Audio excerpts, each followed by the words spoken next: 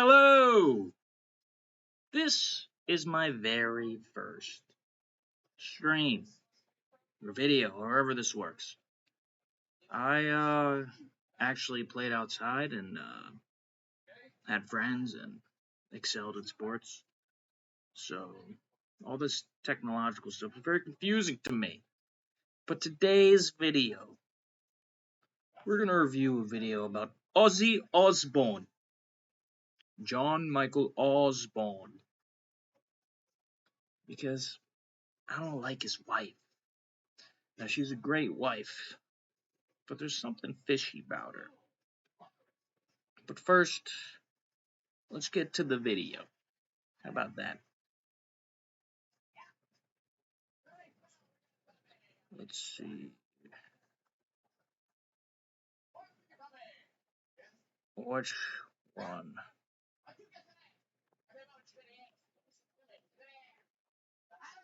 Okay, of course, Of course! I can't fucking find it. It's never that easy with anything in life, is it? Once again, I played outside.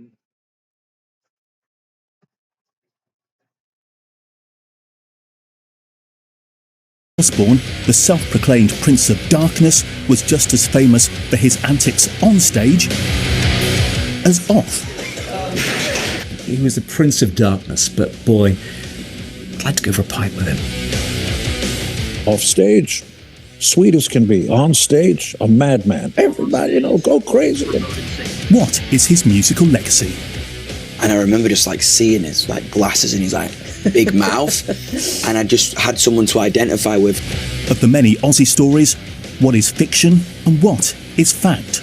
It actually was a real dead bat. And in the city of his birth, how will Ozzy be remembered? Everyone loved him. He helped create a genre that is eternal. He'd be happy that everybody remembers him and everybody loves him.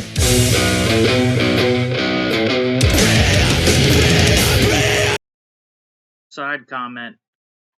What's that guy's name? Tony Iommi, whatever. You can just see in his eyes that he doesn't really like Ozzy.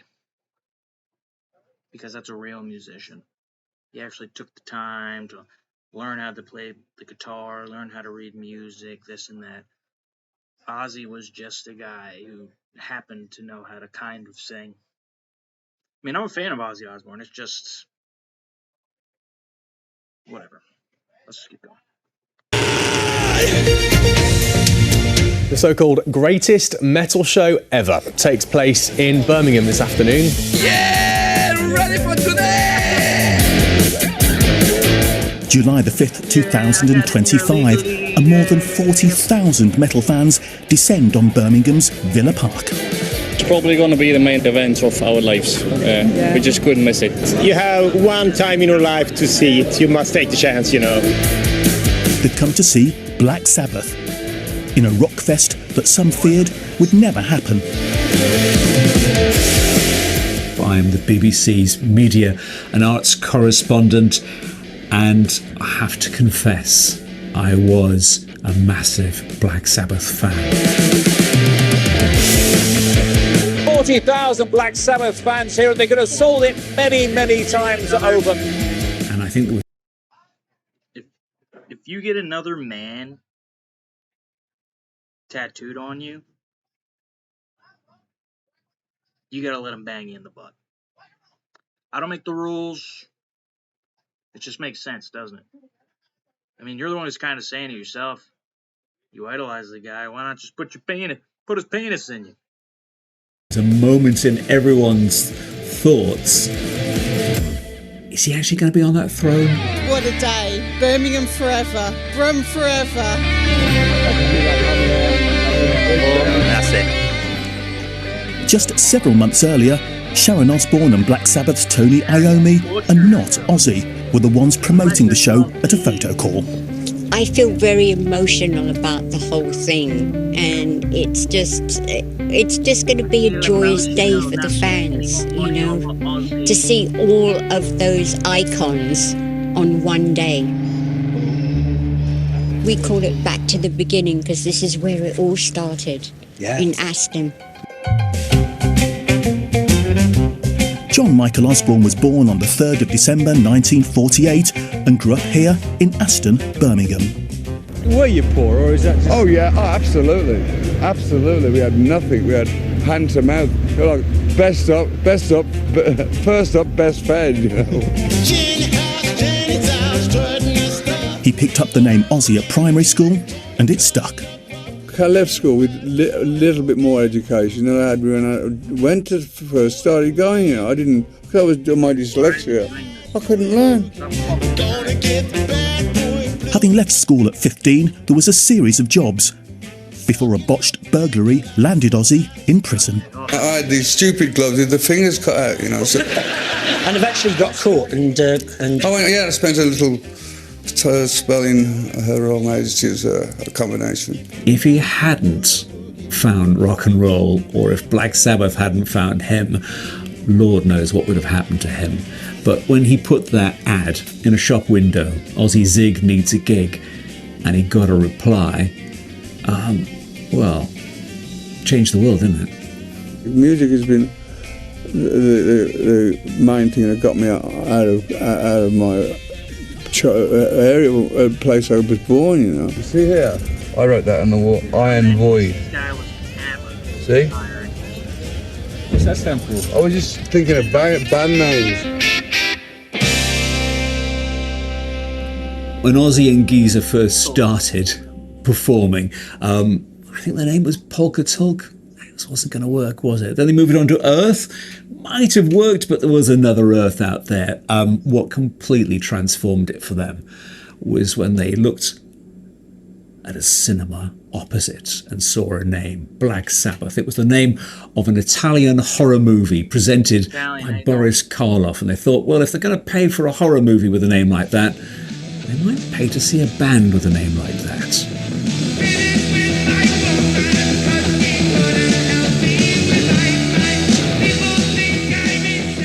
The thing what I like about Black Sabbath was the fact that we weren't a creation by some mogul who said, oh, we'll get a guy from Glasgow, it was this guy and whatever.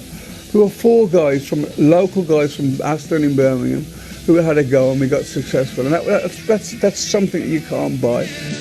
In 1970, the band released their self-titled debut album, followed not long after by their second, Paranoid.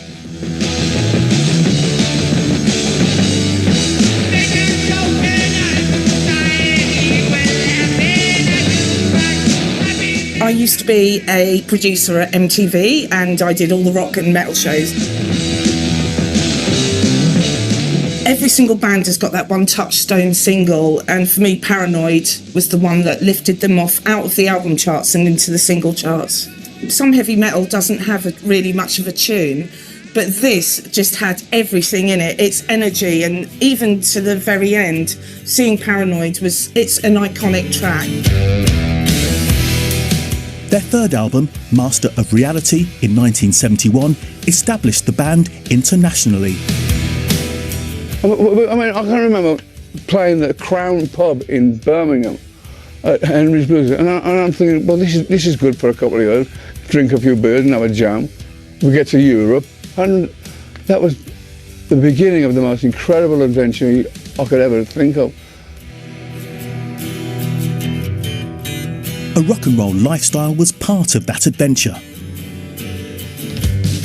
There were many substances consumed on the road. There were many ups and downs, and I think probably Ozzy was consuming more than any of them.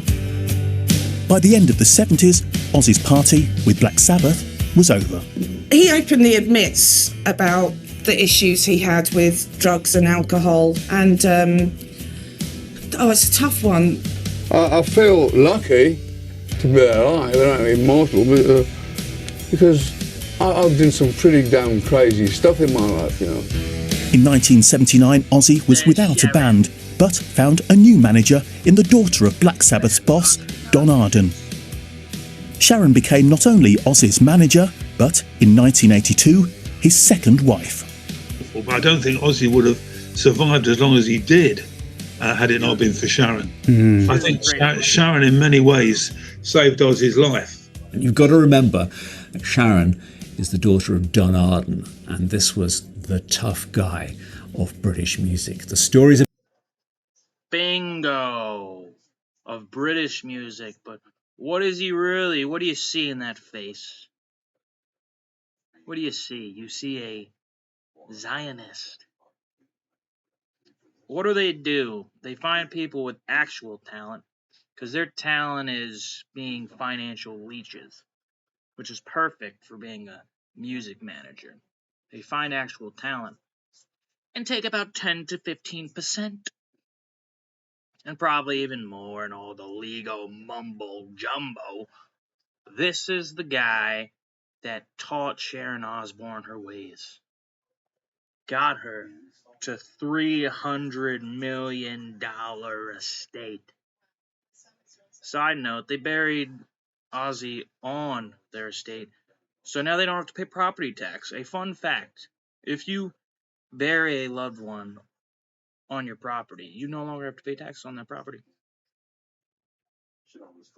So, bury your dead family at your houses. That's what I'm trying to say. about him, legendary might be one way of describing it, terrifying. He took no prisoners, and there's definitely something of her father in Sharon. Straight-talking and fiercely protective of her husband and their family, in a male-dominated industry, she drove Ozzy's solo career. So much of my life I have spent being quite rude to people in business and standing up for myself. Really? Standing up for you get a reputation, which is something that you're really not. You're actually somebody quite different. If there are limits to rock and roll excess, then few performers have pushed those boundaries more than Ozzy. One of the most famous stories that has dogged Ozzy since the 1980s is that he once ate the head of a bat live on stage. Well, there's different versions, I must say. So he said, and this is from Ozzy, he said initially people used to throw on fake bats, like rubber bats and chocolate bats and stuff like that. And he thought it'd be really funny to like bite their heads off and chuck them back into the audience. And then one gig, it actually was a real dead bat. So he took the bite, chucked it. It was like, oh my God, that's disgusting. And they said, Ozzy, that was a real bat. Now look at the side of the stage and Sharon's going. So then I had to go and have the rabies shots, which is a lot of fun. At the time, it upset animal rights groups. However, Ozzy reset his relationship with animals and was involved in campaigns for charities. And it's just one of a catalogue of Ozzy Osbourne stories. So obviously there was the sniffing the line of ants when he was in a dress in America. And people saying, that can't be true. And he went, it was true. I felt the ants going up my nose and down into my stomach. And he was like, but I was really drunk that day. Ozzy's antics eventually got a worldwide audience when he and the family took part in a new reality show in 2002, MTV's The Osbournes. To learn how to love.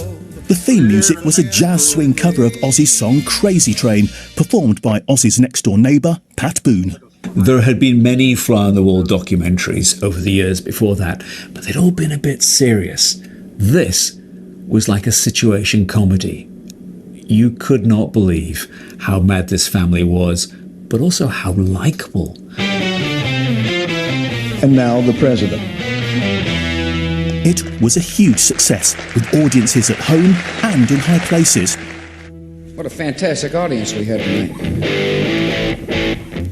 Washington power brokers, celebrities, Hollywood stars, Ozzy Osbourne.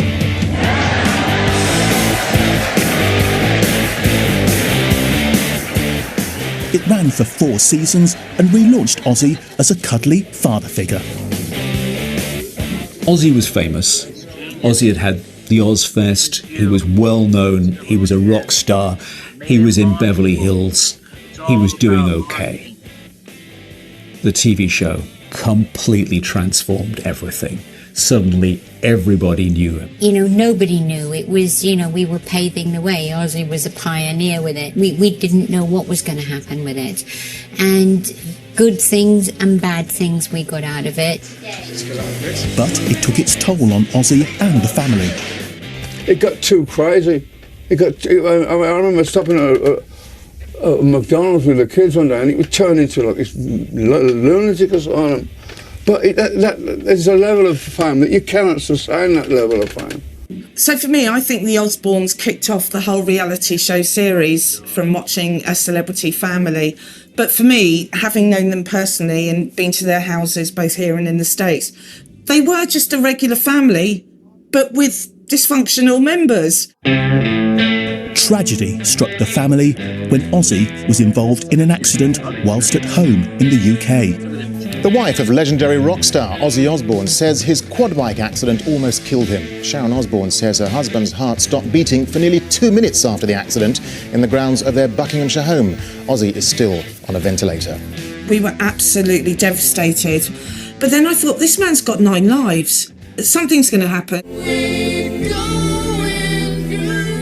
It was a period of major ups and downs. While he was recovering in hospital, he topped the UK singles chart for the first time alongside daughter Kelly with the #1 song, Changes. It's so hard to see your dad like that. Here's a handkerchief.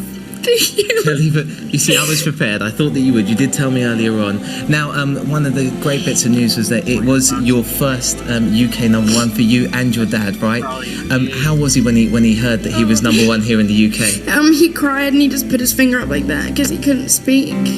We met up with him soon afterwards when he was healing, and he had all these metal bolts in his neck and stuff like that. And I said, Ozzy, you're part cyborg. You're never going to go anywhere. And he said, well, I guess I'll be setting all the alarms off at the airport. I've died once or twice before, but it's been a story of my life. When I came off the quad bike a few years ago, my heart stopped twice on the way to the hospital.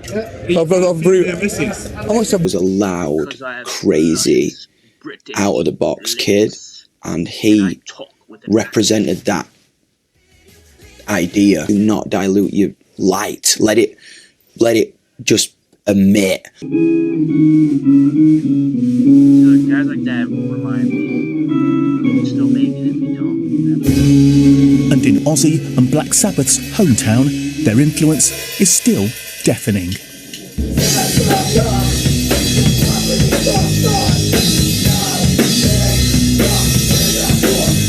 They're like everyone's great uncle. Like, you feel like you know them even if you don't know them, because it's just so alive as it is from then today. Like, even I wasn't around then, like not even a cell. Do you know what I mean, Babs? It's all down to the audience. If the audience ain't there, you ain't got a gig. It's like, it's been remarkable. It's been absolutely remarkable. I mean, it's had its good times and its bad times, but through it all, the music.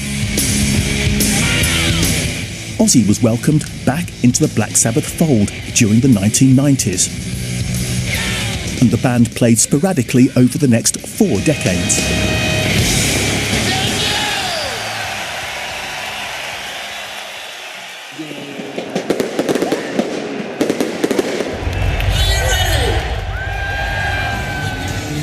On July the 5th, 2025, Black Sabbath finally came home to Birmingham.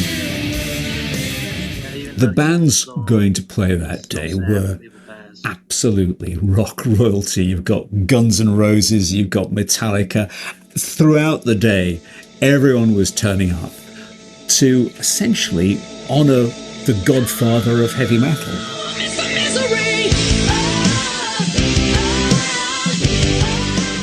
I am incredibly honored and grateful to have been a part of Back to the Beginning, honoring the great Black Sabbath and the late, great Mr. Ozzy Osbourne. Everybody was there for the same reason. Everybody had that same childlike wonder and just so grateful to be there. There was no hierarchy. There was no who's who.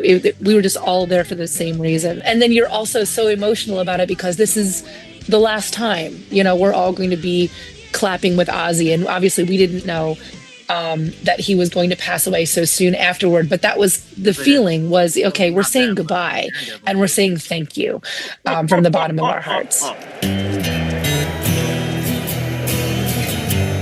It really did motivate him. And I've been talking to him a lot over the years.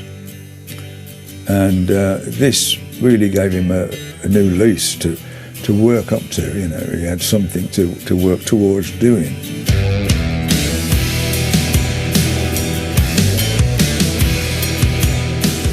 Seeing Ozzy push through and do an absolutely incredible job. It's not often I cry, but I cried. It was insane. Sabbath rules, Ozzy rules. Ozzy rules. It is nothing short of a blessing, and I think it's the highlight of my life so far. I have endless love for Ozzy, and I sobbed the whole way through because he's legend.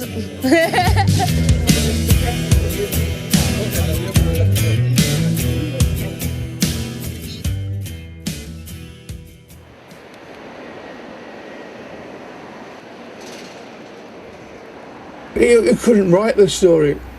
People wouldn't believe it, you know. I mean, I branched out, did my own thing, and it's like putting an old jacket on. It fits. Just 2 weeks after that final gig, fans gathering at Birmingham's Black Sabbath Bridge couldn't believe Ozzy's story had ended. So nice that his last act was donating all the money from the gig to the local charities. I mean, certainly he's done everything to excess, and he's had the most fantastic life anybody could ever had. This is what annoys me about when rich people donate things. You all do realize when you only have $1 to your name and you donate that $1, that's everything you have. Whereas a guy who's and it's probably not even him, he was Delulu by the end, for Sharon to donate just from the earnings of that concert to charities is nothing compared to their $300 million estate. That's the equivalent of the average man giving a hobo $5. Okay? They just know how to look good to the masses. It's a long lost art that only the Ashkenazi music managers, producers, handlers understand.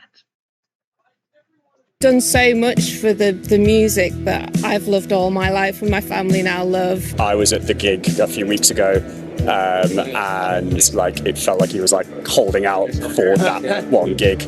It felt like mass worship going on. Utterly stunned.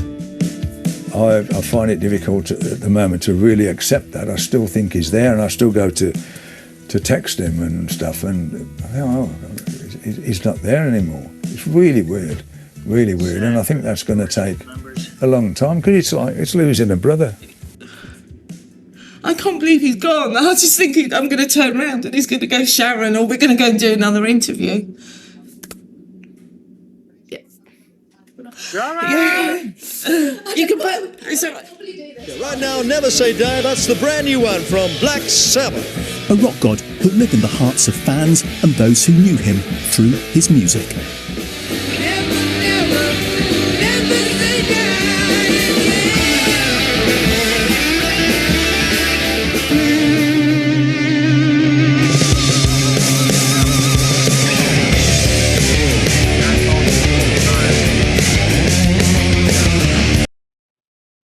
I thought this video, there was going to be like an interview with Sharon, and I was going to be able to call out on her bullshit. Because the thumbnail of this, where's the thumbnail? Where's the freaking thumbnail on this freaking shit?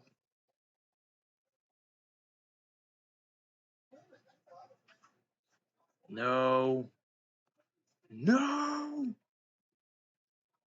Where's the thumbnail?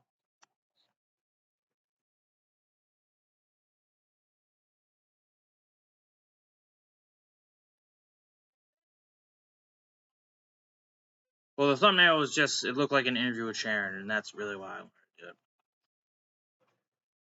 But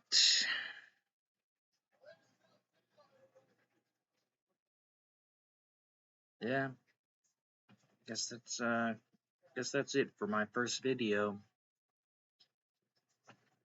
Hopefully, it doesn't get taken down.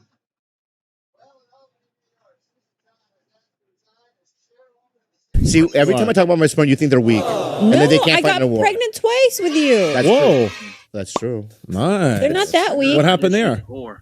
Ah, You have no choice. Yeah. I Don't get do it. that. Do you regret that? I'd fill her up. I'll be honest, you be honest. Yeah. There's definitely like sadness about it. Yeah. But then I had just gotten like a heart procedure done, Mhm. like the second time around, and it would have been a really rough pregnancy. So I don't know. Well, I mean, yeah. You all the it would have. excuses you want. But it was sad. Think about the That heart nice, procedure the baby that you killed got. See, every time I talk about my sperm, you think they're weak. And then they can't I fight got in a war. pregnant twice with you. That's Whoa. true. That's Because Bobby's about 100 years old. He needs a kid. But yeah, that's my video. Subscribe, please. I've been stuck at 100 followers for the past 2 years, essentially. Because I'm not cool and I don't know how to edit things. Like I said, played outside when I was a kid. But yeah, I would love the support. Wow, this was like this that whole time. The fuck, dude? Fucking work, you piece of shit. Okay, I'm fixing this.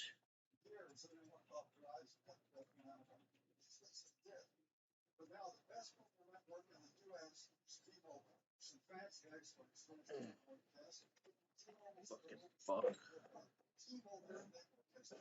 Oh my god, dude. This is what it's like when you got no money, dude.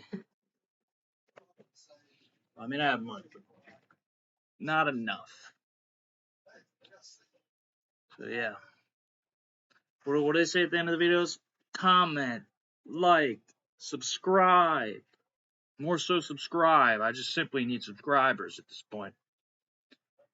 I'm also a personal trainer, but, you know, that's for another video. How you doing?